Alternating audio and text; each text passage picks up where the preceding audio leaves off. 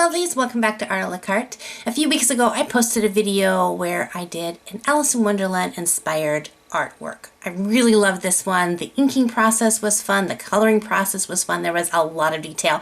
I made it both a finished piece and a line art, which is available right now over on my Patreon page. But the one part of this picture that had the most attention was the ruffles. Oh, so many ruffles. And I had a lot of people asking, how do I draw the ruffles? How do I get that level of detail? So I'm going to do another piece in this series of Alice in Wonderland inspired line art coloring pages. And it's going to have ruffles in it, and maybe not as much as Alice, but I think it would be a good one to show you how I begin tackling drawing ruffles and give you guys some areas that you can level up in to get that level of detail. So the first thing I do, step one, is to create a sketch that I like. I say this often, don't move on to the inking part until you get to where you like your initial sketch, because if you don't like your sketch, the inking part isn't going to make it any better. Make sure that everything is proportioned the way you want it before you move on. So here is my March hare. I've done the initial sketch, and now I'm going to start in with inking in the ruffles.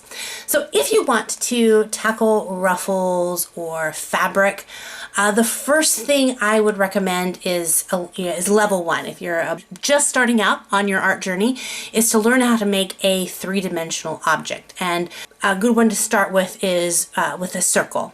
You can do these with squares, but with fabric, circles are a great one to go with. So first draw a circle and then squish that. You're going to foreshorten that circle. Squish it down and then make it a three-dimensional shape by bringing down the side lines at the very end of the circle, and then a curved bottom line. You can see you can kind of make what I call the can of soup phase or the cookie phase, however you want to do that. So that's level one. Then at level two, if you're ready to level up a little bit more in your art journey, instead of just a basic circle shape, make it a random rounded shape. So here I have just this kind of squiggly shape, and I'm going to do the same thing. I'm going to bring down those sides and then have that contouring line at the bottom. So this takes a little bit of practice. Focusing on this step and mastering making three-dimensional objects from random shapes is going to help you with drawing fabric.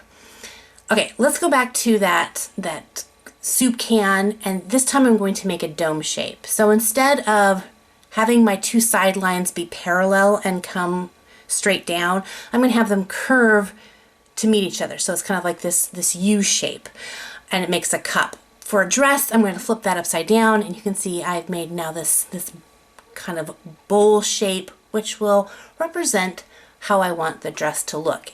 It's really smooth, but getting used to drawing that shape is going to help you as you level up, as you move to the next level, which is level 3. That's to take that bell shape, and now we're going to do what we did in level 2. We're going to make that a random kind of squiggly line. But those squiggles are going to represent how the fabric folds and lays in on itself. Now the other part of this isn't something that I can teach. It's going to come from your observation and studying. So looking how fabrics fold and nestle in with each other is really going to help. And you'll see that those lines, anytime that fold comes back on itself, those lines are gearing up towards the center. So it's like I'm drawing the sides of the fabric into one point. Now, you can have it bunch into like a really closed point and everything is going to go straight into one single point, or it can gather into more like a waistband, so it's going to have not as a severe line. And this might not make sense, but it will hopefully later on in this video. But this is the next level. Are we at level 3 now? I can't remember. Level up. You might be super confused. I totally get this. So for this exercise is to do the ribbon or the scroll exercise, and that's to make just a single line coming down, make it nice and squiggly, and then three-dimensional, make that come down.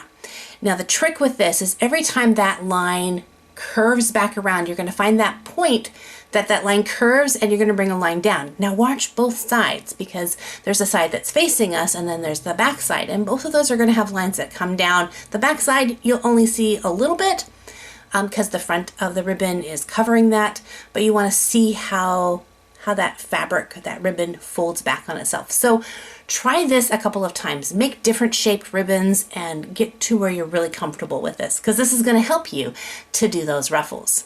When you have a straight one single ruffle and you're comfortable with that, now we can really begin to focus that as gathered fabric. Because I'm going to make a squiggly line in the circle, and then this is where I'm going to draw my lines at every point where that squiggle line goes back on itself. I'm going to draw those up, but they're curved into a tension point.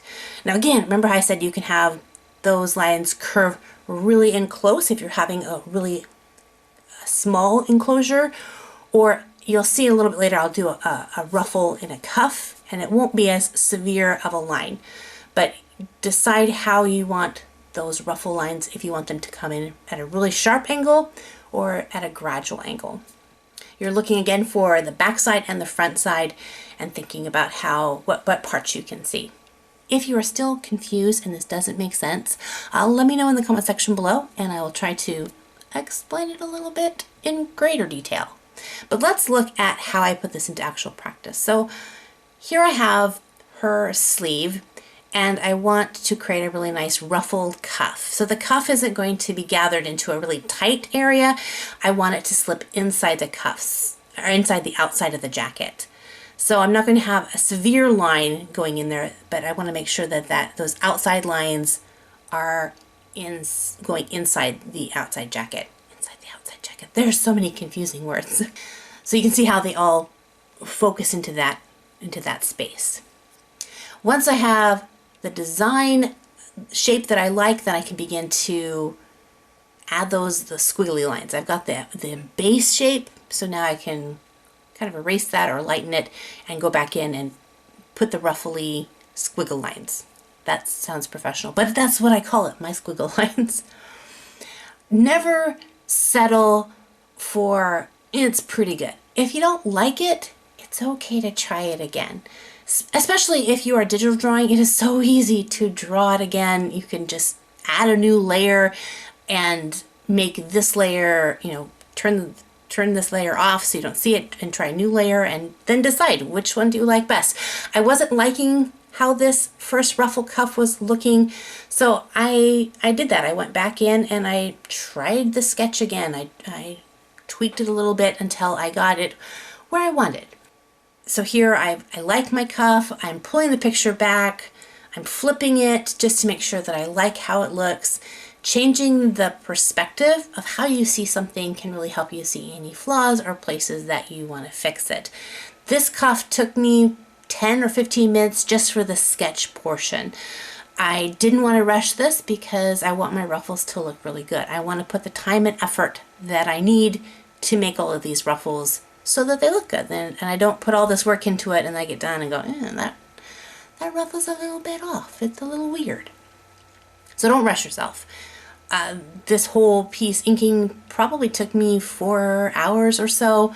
I spent an evening just inking, not the sketching part, just the inking and getting that all in there. So took that time. Once you get really comfortable drawing ruffles, you can add texture to your ruffles. So her underskirt, I have at a scalloped edge, so that adds a little bit more, a stronger layer of difficulty or design. I added some texture to that.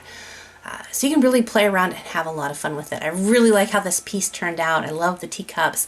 I was going to add designs to each of the teacups, but I thought that'll be kind of fun to allow whoever's coloring this to create their own teacup designs. I kind of give a couple just to add a few patterns. If you're interested in picking this up right away, it's over on my Patreon page. This one plus the original Alice is up and ready for anyone who wants to download that if you're one of my patrons.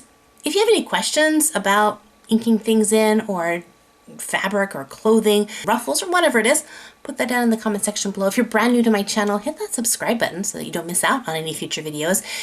And as always, God bless you guys, keep practicing, give yourself permission to learn, and we'll see you in the next art video. Bye-bye!